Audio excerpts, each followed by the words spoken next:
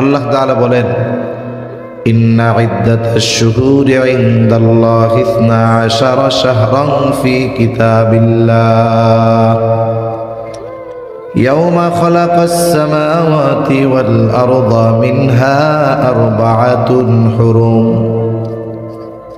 যালিকাদ দীনুল কাইয়্যিম ফালা তাযলিমু ফীহিন্না আনফুসাকুম। আল্লাহ তাআলা জানায় দেন, আসমান জমিনের সৃষ্টি থেকে নিয়ে আল্লাহ তাআলা 12টি মাস নির্ধারণ করেছেন। এর মধ্যে 4টি মাস হলো হারাম মাস, সম্মানিত মাস। সম্মানিত মাস 3টা মাস ধারাবাহিক, জিলকাদ, জিলহজ, মুহররম। আর গত মাস গেছে রজব মাস। এই 4টা মাস হলো হারাম মাস, সম্মানিত মাস।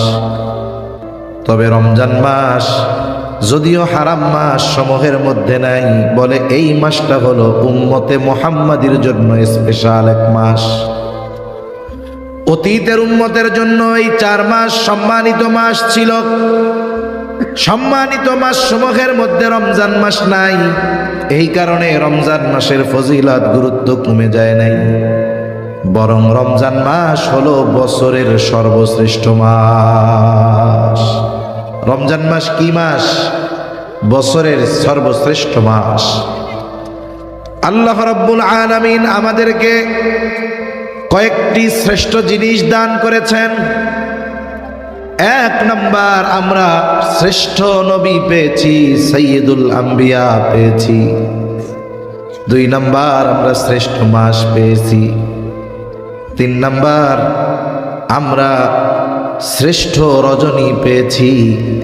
4 নাম্বার, আমরা শ্রেষ্ঠ দিন পেয়েছি। শ্রেষ্ঠ দিন হলো জুমার দিন, ঈদের দিন।